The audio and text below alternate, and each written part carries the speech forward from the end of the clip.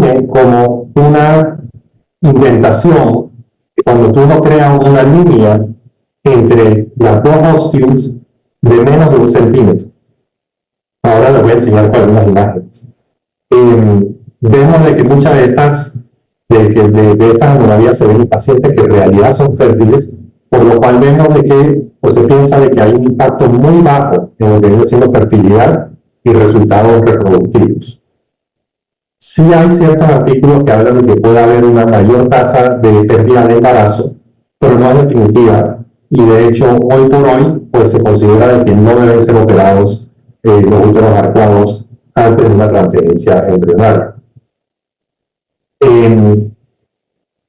Entonces no se piensa de que hay evidencia que el manejo quirúrgico va a mejorar los resultados en esta población. Cuando hablamos del útero septado, del septum uterino, o el tabique, que también le decimos a veces en Latinoamérica, es la segunda anomalía más común. Se encuentra entre un 2-3% de la población general y nuevamente pueden ser parciales o pueden ser completos. Pocos septums, alrededor de un 5%, lo vamos a ver con cervix duplicado, que se le llamaba útero biconis. Entonces, el útero biconis se ve usualmente, cuando ya llega hasta el cervix, puede estar también un septum longitudinal vaginal, que también lo he encontrado en pocas ocasiones. Son temas que son bastante no frecuentes en el día a día, sin embargo, sí hay que tenerlo presente en la evaluación que se va a hacer en pacientes. Sí se sabe que cuando hay un útero septado, la idea atrás de esto es de que esto es un tejido el cual no contiene vascularización. Entonces, no se sabe con certeza si hay algún número en particular o algún tamaño en particular de este septum que va a tener peores resultados para los pacientes. Es obvio de que si el septum es más grande, pues se puede pensar o hace sentido de que vayan a haber resultados peores en estos pacientes. Sí sabemos que los septums están asociados con infertilidad y con partos pretérminos. Cuando hablamos de lo que viene siendo útero unicornues, bicornues y útero bidelphus, voy a enseñar de vuelta las imágenes, unicornues, bicornues y bidelphus, pues todos estos están asociados realmente con algunas tasas más altas de infertilidad en la población general. No hay opciones como tal quirúrgicas que se puedan ofrecer en estos casos, excepto en algunos casos, por ejemplo, la metroplastia de Strassman, que si lo he hecho 2 veces en mi vida será mucho, que se utiliza en pacientes que realmente han tenido malos resultados anteriormente. O sea, uno ve un útero bicornuo y no es que necesariamente vas a hacer una cirugía tan invasiva en estos pacientes, más bien vas a intentar que se embaracen primero. Pero si los pacientes tienen historiales de pérdidas de embarazo tardía, digamos a las 26 semanas, uno puede considerar hacer una cirugía tipo metroplastia de Strassman, que es cuando uno básicamente crea una cavidad para tener una sola cavidad y no tener las dos córneas. Existen muchas variaciones anatómicas y hay que considerar en los úteros unicornues siempre la posibilidad de tener algún tipo de córnea rudimentaria. Esto viene siendo córneas que no se han formado bien, que pueden ser comunicantes o no comunicantes. Y en esos casos sí hay que considerar cirugía y hay que considerar, por lo menos, si es comunicante, hay que tener cuidado de un embarazo ectópico aquí adentro. Si no es comunicante, pues muchas veces se relaciona con dolores cíclicos y demás, endometriosis también, por lo cual en estos casos, con dolores y demás, es importante hacer una resección de esta córnea rudimentaria. Cuando hablamos de que viene siendo el Mayer-Rokitansky-Kuster-Hauser síndrome, se ve más o menos en 1 en 4.500 mujeres. Aquí lo interesante es que hay una ausencia del útero, de la trompa de falopio, y también de lo que viene siendo los 2 tercios superiores de la vagina. Son pacientes que son 46XX, que tienen ovarios funcionales, por ende van a desarrollar lo que viene siendo características secundarias, y usualmente se hace el diagnóstico cuando son pacientes que están en su adolescencia y no les ha llegado la menstruación. Es difícil para los pacientes este diagnóstico socialmente y psicológicamente, y obviamente va a estar asociado con infertilidad, con disfunción sexual y con un sentimiento muchas veces de sentirse incompleta por los pacientes. Hoy en día se ha visto en ciertos países de Latinoamérica que ha habido trasplantes uterinos en pacientes con esta condición. Muchas veces vemos que son trasplantes incluso de madre a hija, por lo cual ahora hay una solución para esto. Sin embargo, es algo que todavía está tipo experimental, que no se hace tan comúnmente y que requiere realmente un equipo muy grande para poder hacer. Realmente no hay una forma o no especifican qué método diagnóstico hay que utilizar para poder llegar a hacer una clasificación. Sabemos las diferentes herramientas que tenemos, por ejemplo, lo que viene siendo la histerosalpingografía, lo que viene siendo el ultrasonido tradicional, lo que viene siendo una sonohisterografía con infusión de solución salina, lo que viene siendo un ultrasonido en 3 dimensiones, lo que hago yo, que viene siendo un ultrasonido con 3 dimensiones, con una infusión de solución salina, y también siempre se puede hacer una resonancia magnética. Sabemos de que podemos identificar con un ultrasonido regular de consulta o con una histerosalpingografía que pueda haber una anomalía congénita, pues no es totalmente lo adecuado. ¿Por qué? Porque sabemos que en una histerosalpingografía podemos ver la forma de una cavidad uterina y también podemos ver si las trompas de falopio están patentes o no, si están funcionales. No podemos ver la forma de afuera del útero, por lo cual no sabemos si esto viene siendo un septum o si esto viene siendo un útero bicón. Entonces, si haces esto solamente basado en una histerosalpingografía y te vas y haces una histeroscopía con una metroplastía, por ejemplo, que vas a cortar ese tabique uterino, te corres el riesgo de perforar el útero si realmente es un útero bicón. Por lo cual, hay que buscar una modalidad cuando uno ve algo de esto, donde pueda ver la parte externa del útero. Las únicas que te dan esta modalidad vienen siendo el ultrasonido en 3 dimensiones y la resonancia magnética. Arriba en la foto superior derecha estamos viendo cómo en una histerosalpingografía podemos ver de que definitivamente aquí o hay un septum o hay un útero bicornue o algo está pasando aquí. Sin embargo, no estamos viendo la parte de arriba y la parte de afuera del útero. Nosotros nos ha ido muy bien con lo que viene siendo ultrasonidos en 3D, que vienen siendo ultrasonidos en 3D, donde podemos ver el contorno del útero. Entonces, cuando uno va a medir realmente si es un septum o no, está descrito con histerosalpingografía, no con lo que viene siendo un ultrasonido en 3 dimensiones, pero en buena teoría uno tendría que medir desde la entrada del ostium a la otra entrada del ostium en una línea recta y posterior a esto hacer una línea hasta abajo hasta lo que viene siendo el endometrio. Si esta línea mide más de 1.5 centímetros, está frente a un septum uterino. Si mide menos de eso, o sea, realmente estás dentro de un útero adecuado. Por ejemplo, esta imagen de abajo a la derecha, de ultrasonido en 3 dimensiones, cuando ves la imagen B, se está viendo que hay 2 córnuas. Si lo haces así solamente, piensas que es un septum. Sin embargo, cuando lo ves en 3 dimensiones, esto de aquí, estoy seguro que no mide 1.5 centímetros. Esto vendría siendo un útero adecuado, por lo cual hay que dejar esto tranquilo y no hay que hacer ningún tipo de cirugía.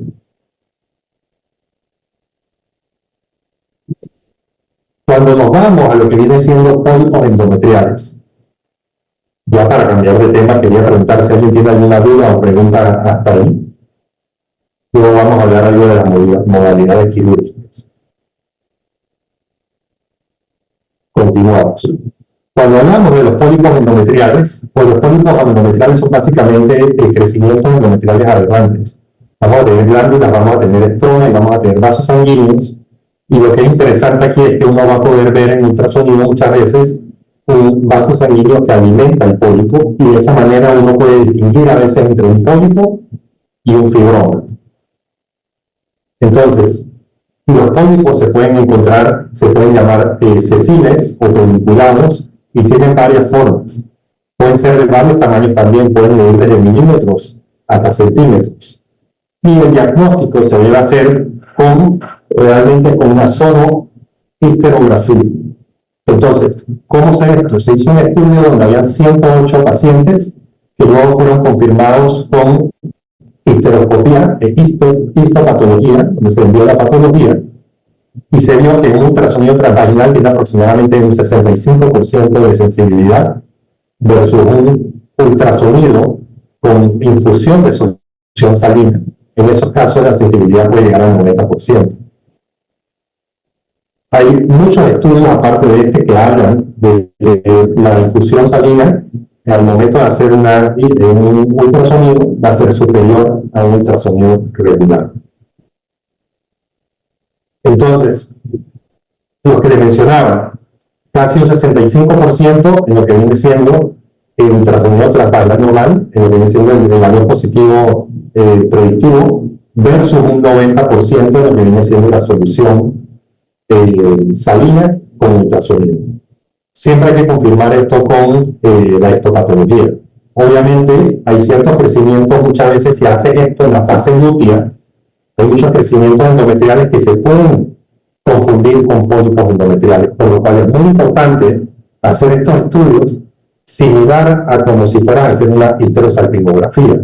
Usualmente viene siendo del día 5 al día 9 del periodo, que viene siendo el mejor momento para poder evaluar la parte interna del útero.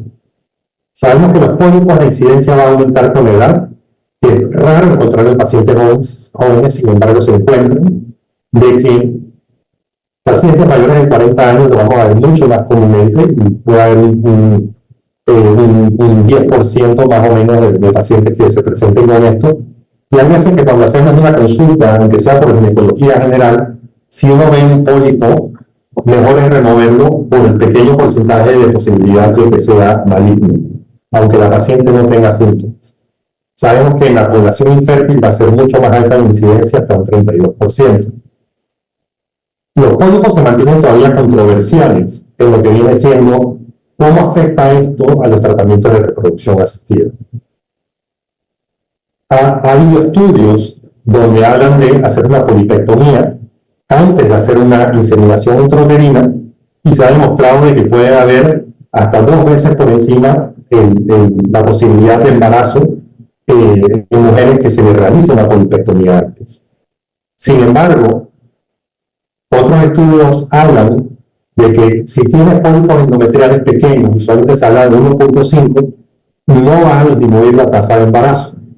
Entonces, pero en ese estudio también se habló de que sí se está habiendo una tendencia más hacia las pérdidas de embarazo. La Asociación Americana de Laparoscopistas Ginecológicos recomienda la remoción de los pólipos en pacientes donde se encuentra, ya sea previo a un tratamiento de reproducción asistida o pacientes que simplemente están buscando el embarazo. Al final del día, aunque no estén buscando el embarazo y no un pólipo, es mejor removerlo para enviarlo a patología. En fin, es algo todavía que permanece controversial, pero la mayoría de médicos estamos de acuerdo de que es mejor remover estos pólipos para así poder quitar problemas que nos pueden enmascarar en un futuro si un tratamiento no funcionó, porque digamos que dejas un pólipo pequeño pensando que no va a tener efecto, pero la paciente falla la transferencia embrionaria, pues quedas en una situación dándole explicaciones a la paciente, teniendo que remover el pólipo por si acaso fue eso, y es mejor removerlo y también para enviarlo a patología y asegurarte que no haya ninguna posibilidad de malignidad.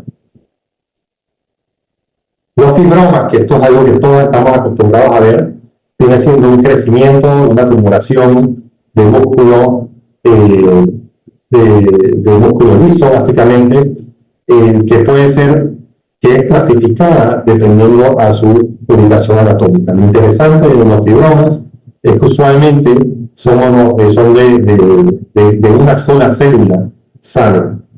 Cuando tú ves lo que viene siendo la histología, te van a hablar de músculo con, en español son básicamente músculo con blood bundles, en español no sé cómo se dice, pero básicamente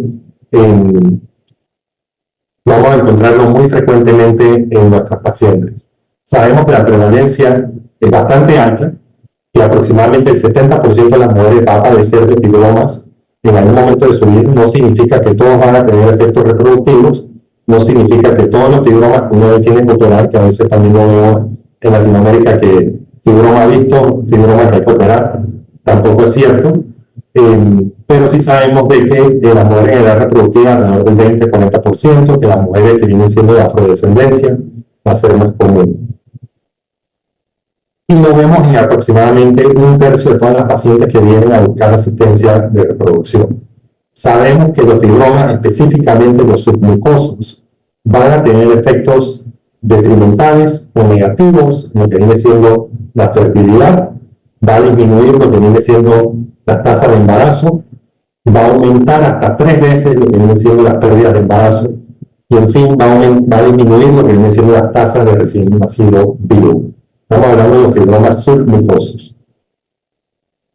Hay muchos estudios, reviews sistemáticos, donde todos concuerdan que los fibromas submucosos van a afectar la implantación, la tasa de embarazo, tasa de abortos, por lo cual es mejor quitar. También sabemos que las pacientes que tienen fibromas que no están afectando la cavidad o que no son submucosos, también pueden tener ciertos efectos en implantación y en lo que viene siendo la tasa de embarazo. Mucho de esto se piensa de que al tener, por ejemplo, un fibroma grande intramural, pues tú de igual forma vas a hacer una expansión de la cavidad uterina porque simplemente va a ser más grande. Y todo eso puede afectar lo que viene siendo la implantación. Y sabemos de que los fibromas, aunque no estén en la cavidad, pueden tener efectos en la fertilidad. Algunos de estos efectos pueden ser debido a que pueden afectar lo que viene siendo el transporte de lo que viene siendo los espermatozoides, puede desplazar el cervix, puede agrandar la cavidad uterina como mencionaba. Si está un fibroma, por ejemplo, subseroso fuera del útero, cerca de una trompa, puede estar afectando esa trompa.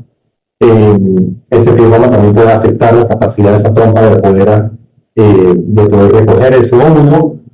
Y pues las contracciones miometriales, que son muy importantes también para el transporte de espermatozoides, pueden verse afectadas por la presencia de lo que viene siendo fibromas. ¿Qué vamos a hacer para poder identificar los fibromas? Usualmente empezamos con un ultrasonido transvaginal que viene siendo normal, y en ese momento nosotros identificamos un fibroma, no estamos seguros si está dentro de la cavidad o no está dentro de la cavidad, pues en ese caso hay que pasar a lo que viene siendo un sonograma con infusión de solución salina en 3 dimensiones, puede ser incluso una histerosalpingografía. Si la paciente igual necesita una evaluación de trompas, puede aprovechar de hacer más cosas. En ciertos casos se puede recomendar una resonancia magnética si quiere realmente hacer una planificación quirúrgica.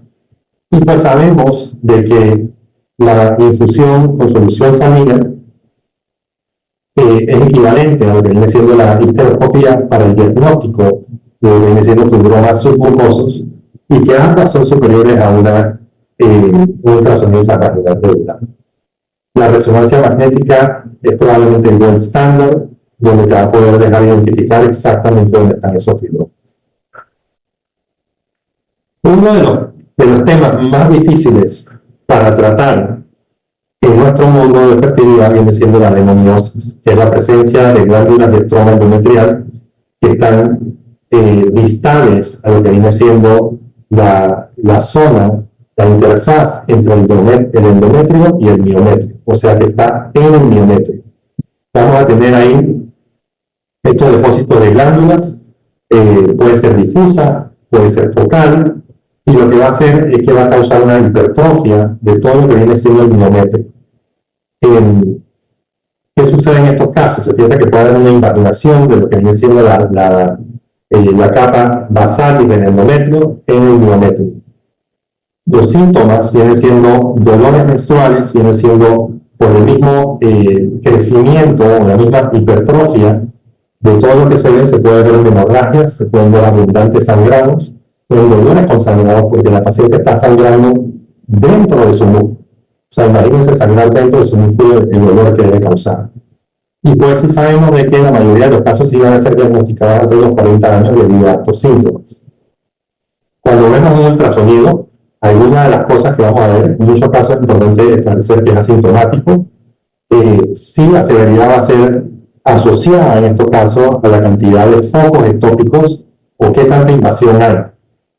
Vamos a ver en ultrasonido, cuando miramos en una imagen sagital, una parte más grande o más agrandada que la otra parte. Eso es muy común verlo en lo que viene siendo la endometriosis, porque usualmente está más, ya sea del lado anterior o del lado posterior del útero. También vamos a ver lo que viene siendo heterogenicidad en el miometrio, vamos a ver quistes o lagunas que le decimos, y ahí sí la resonancia magnética tiene la mayor posibilidad de poder describir lo que viene siendo una adenomiosis. El síndrome de Asherman viene siendo lo que viene siendo cicatrización de la parte interna del útero, o sea, cicatrización de lo que viene siendo el lining endometrial. La mayoría de los casos, 90% de las veces, viene siendo secundario de una complicación del embarazo, ya sea productos retenidos que requieran un curetaje, tienen una alta posibilidad de terminar con síndrome de Asherman. Puede ser también alguna infección, puede ser alguna hemorragia, o puede ser simplemente una pérdida de embarazo que requiera algún tipo de manipulación del útero que pueda ocasionar estas adherencias.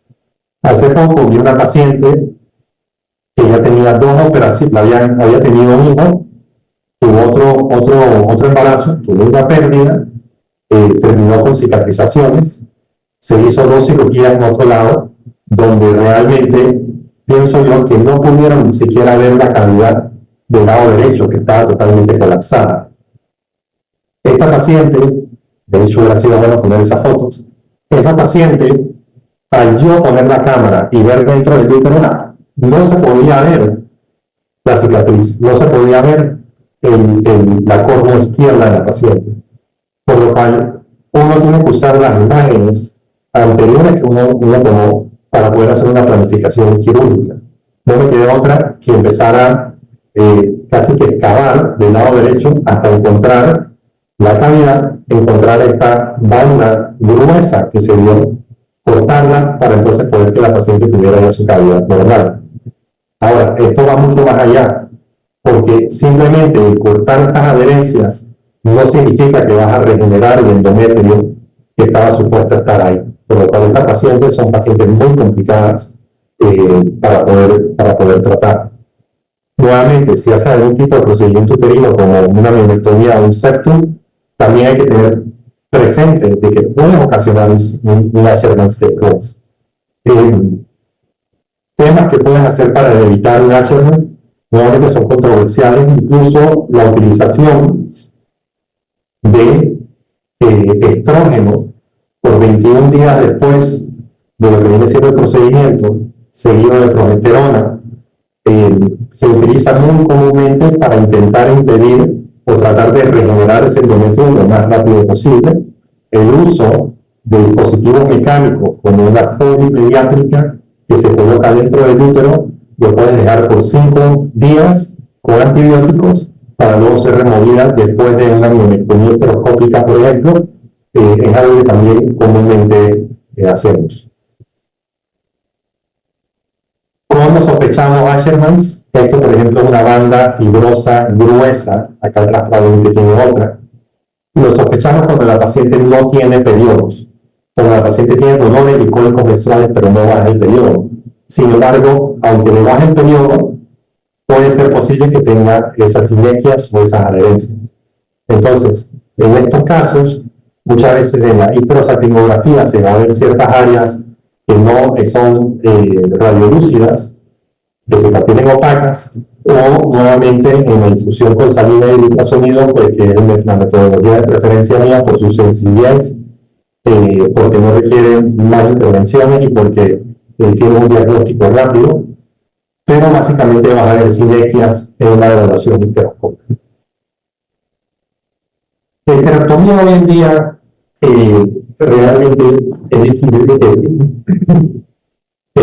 que esté indicada. De hecho, en Estados Unidos hay un problema para poder encontrar casos quirúrgicos para esterectomías para pacientes hoy en día. Esto se debe a que en muchas ocasiones con una miomectomía abdominal o con algún tipo de cirugía o tratamientos médicos, puedes evitar que la paciente termine en una esterectomía. Más para nosotros, que es importante, que son pacientes muchas veces en sus 40 años que se presentan con estos problemas de fibromas, que pues uno puede ofrecer una miomectomía, que en muchos casos pueden hacer una donación y están buscando embarazo. Algunas de las indicaciones vienen siendo lo que viene siendo cáncer o precáncer, sangrado tenido normal que no se resuelva con los diferentes métodos que vamos a escribir, o una emergencia obstétrica. Entonces, la mayoría de las esterectomías son para condiciones benignas. Cuando hablamos de radiación uterina, que también viene siendo una causa de factor uterino de infertilidad, pues realmente no hay tanta data porque no es tan común. Entonces, es un poco difícil poder aquí describir esto.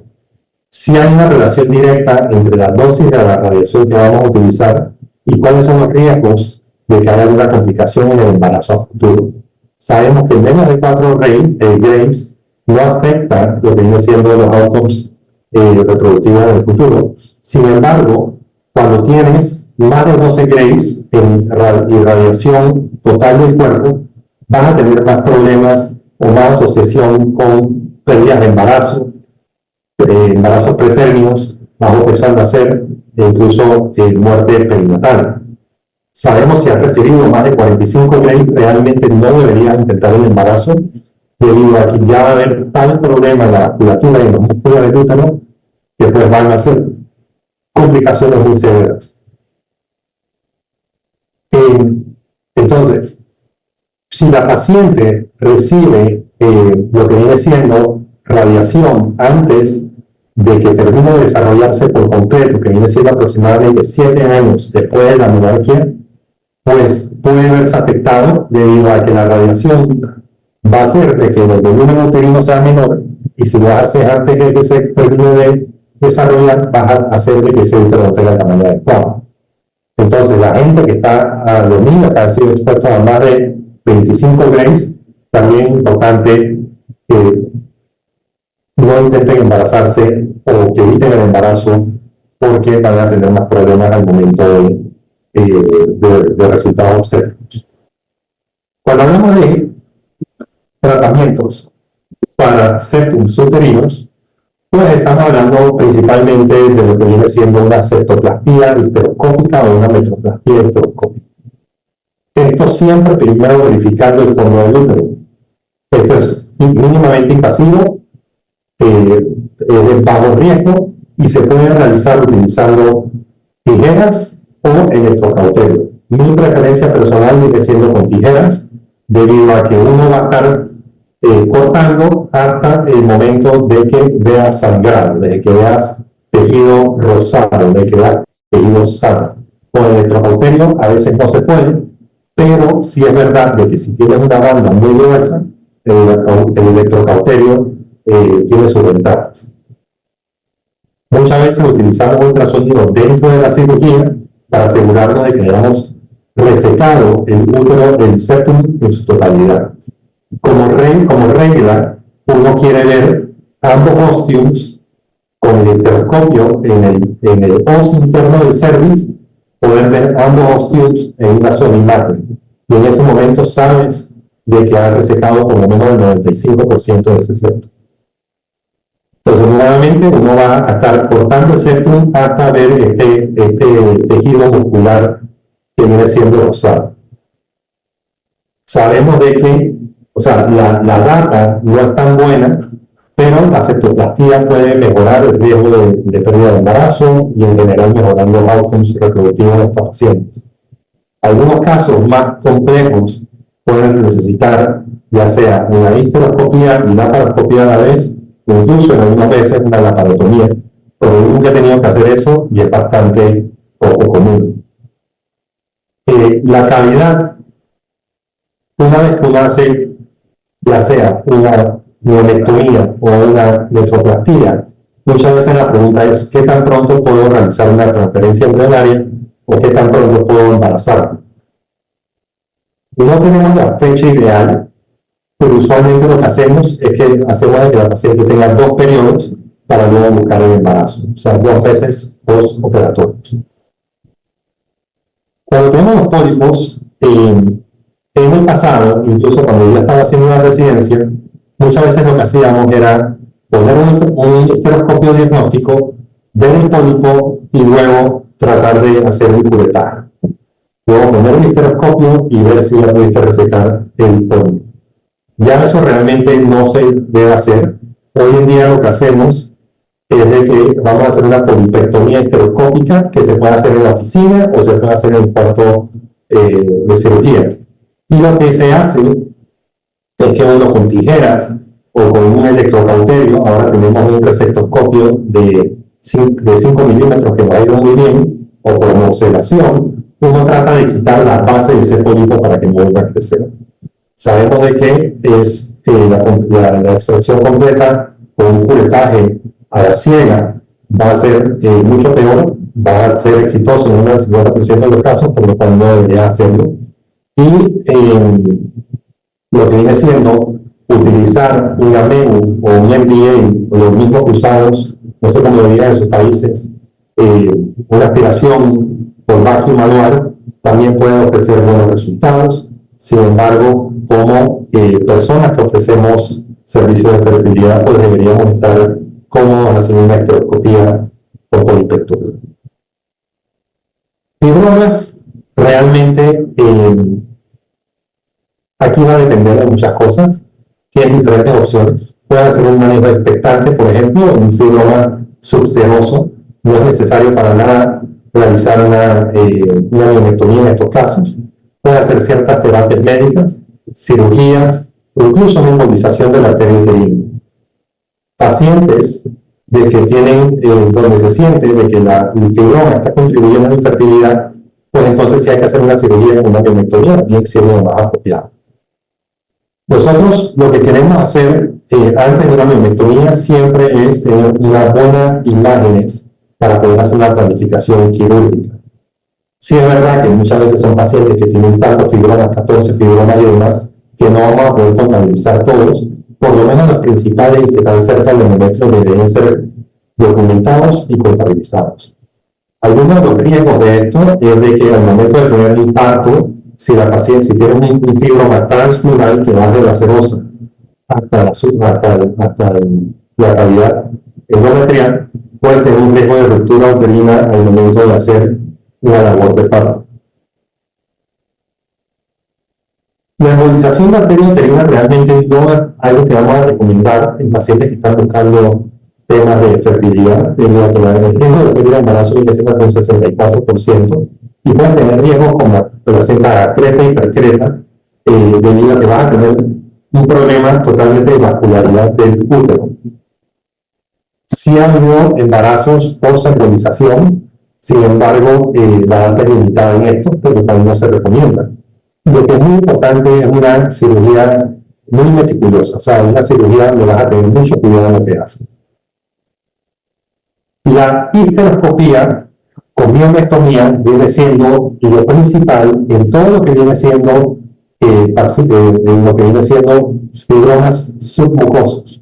Estos fibromas pueden crecer muy grandes y se complica la cirugía entre más tamaño tienen. Cuando tenemos un fibroma, por ejemplo, de 2 centímetros, ya es una cirugía algo complicada. Cuando tenemos un fibroma de 3 centímetros, es una cirugía bastante complicada. Y son cirugías en las cuales realmente estamos limitados por la cantidad de líquido que podemos utilizar en estas pacientes, debido a que tampoco queremos llenar a la paciente de líquido y causar un edema pulmonar, por ejemplo. Sabemos de que si el fibroma está más del 50% intracavitario, pues lo más seguro es que podamos hacer una resección completa. Sin embargo, si es un fibroma de que tiene una parte intracavitaria, otra parte intramural, y que la parte intracavitaria es menor del 50%, en muchos casos no vamos a poder lograrlo en una sola cirugía. Vamos a requerir hacer otra mionectomía histeroscópica para poder entonces remover ese fibroma en su totalidad. Yo tengo pacientes en las cuales en algunas ocasiones tenemos un déficit de líquido, tenemos que parar la cirugía, son cirugías complicadas y pues los pacientes aceptan muy bien el hecho de que tienen que volver nuevamente. ¿Por qué? Porque se les advirtió desde un principio cuáles serían las limitaciones y la necesidad de volver a hacer otra cirugía. Hay múltiples formas de hacer esto y debe ser individualizado para tratamientos por histeroscopía. Puede ser por morcelación, puede ser por electrocauterio, por morcelación, vaporización y demás. Morcelación es algo que está teniendo más y más auge, se hace más comúnmente. Sin embargo, mi preferencia personal sigue siendo el electrocauterio de resección, debido a que me permite poder meterme atrás del fibroma y en muchos casos crear los planos necesarios para hacer una esteroscopía adecuada. Mientras que cuando usamos un morcelador, en muchas ocasiones no podemos meternos atrás del fibroma para poder quitar bien ese fibroma, especialmente si tienen un porcentaje importante que está en un miométrico. Ahora, en estos casos es muy importante también poder definir cuál es la distancia entre este fibroma y la capa serosa del útero. Lo último que quieren es causar una perforación con electrocauterio, porque en esos casos tendríamos que recurrir a una laparoscopía para ver que no se haya causado ningún daño interno. Los morceladores, como les mencionaba, vienen siendo energía mecánica con un motor de succión y pues sí son más rápidas. Dicen que puede ser hasta 61% más rápido que el electrocauterio en pacientes que tienen un mayor componente intracavitario. No está apropiado, como les mencioné, en pacientes que tienen más del 50% en la cavidad uterina. En los fibromas se puede hacer por la laparotomía, cuando son fibromas intramurales, fibromas subserosos que hay que quitar. Sí es importante explicarle a la paciente que pueden haber adherencias, que si hay fibromas muy grandes no va a poder morcelarlos, que hay veces que pueden tener malignidad, si son fibromas que han crecido muy grandes, muy rápidamente, todo lo que menciono con miocircomas. Y en estas pacientes, lo que yo prefiero hacer son mini laparotomías, o sea, laparotomías pequeñas, para quitar esos fibromas grandes que pueden estar afectando.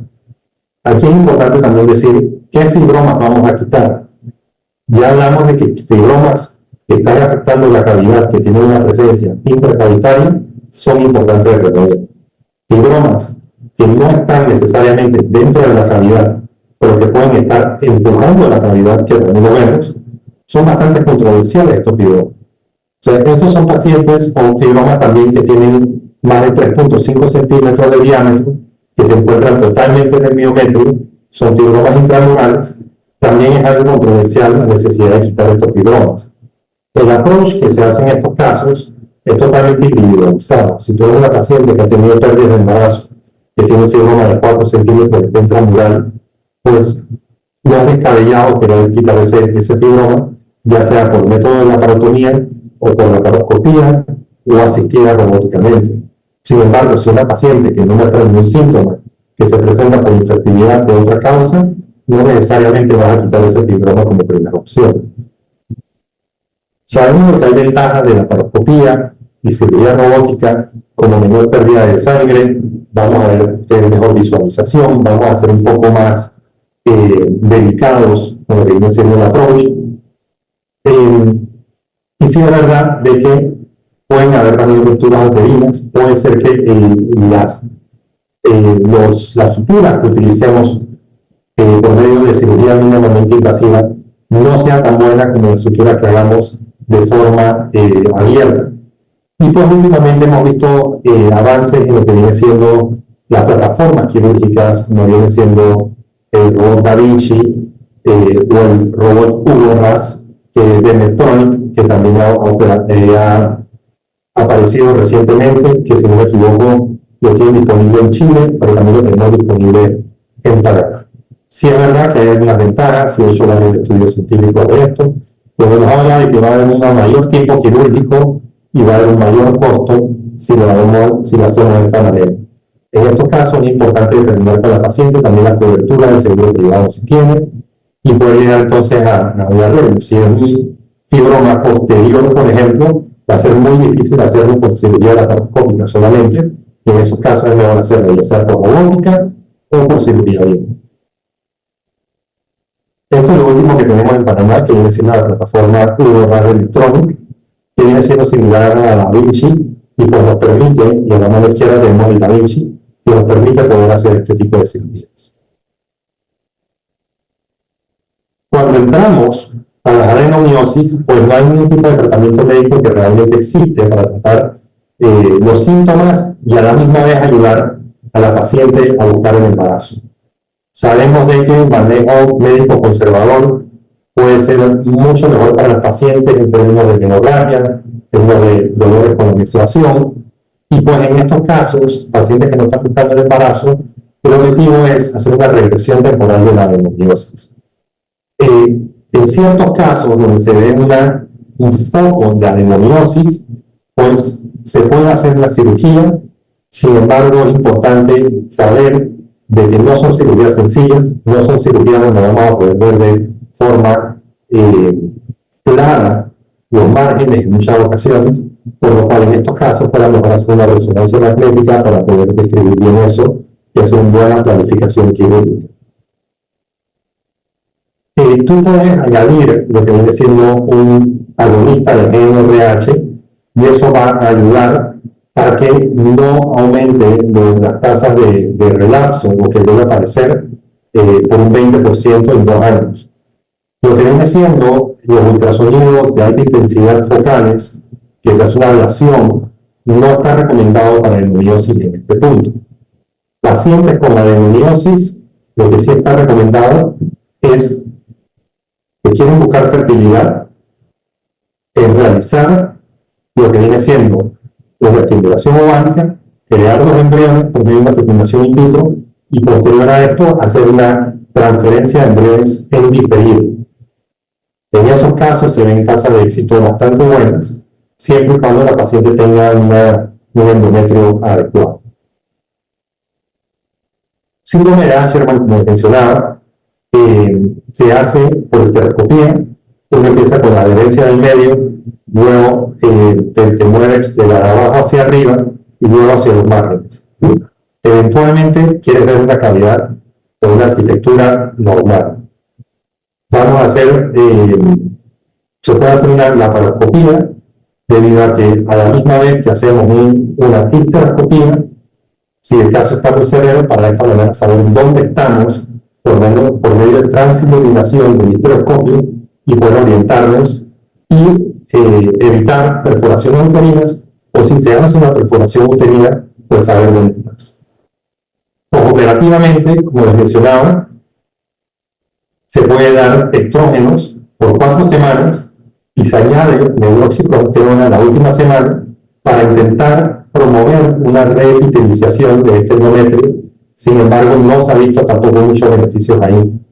Lo que viene siendo dejar un dispositivo intrauterino o dejar un balón como una Foley catéter, un catéter de Foley, 8 French, usualmente utilizo pediátrico, se ha visto de que el balón, por medio de su fuerza mecánica, va a resultar mejor que lo que viene siendo un dispositivo intrauterino. En términos generales, lo que yo hago es el balón con la catéter de Foley más los estrógenos seguidos de medroxiprogesterona. Uno va a evaluar los resultados por medio de una histerosonografía o incluso lo pueden hacer por medio de una histerosalpingografía para ver cómo está. Yo tengo a la paciente que les menciono, vamos a hacer una histerosonografía en 3 dimensiones con solución salina la próxima semana para ver cómo se encuentra el endometrio y de esta manera poder proceder con lo que viene siendo la transferencia de sus embriones. Y bueno, yo creo que con esto termino ya mis 45 minutos hora y espero de que esto haya sido beneficioso para ustedes y de que ustedes, no sé si tienen alguna pregunta o duda sobre el tema, con mucho gusto estoy aquí para respondérsela, ya sea en inglés o en español.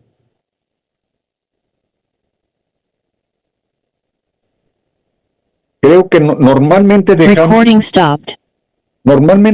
las preguntas al final de la presentación de uno de los alumnos, Mario, del tema seleccionado para revisar, y al final quedamos todo en preguntas, y sí hacen muchas preguntas.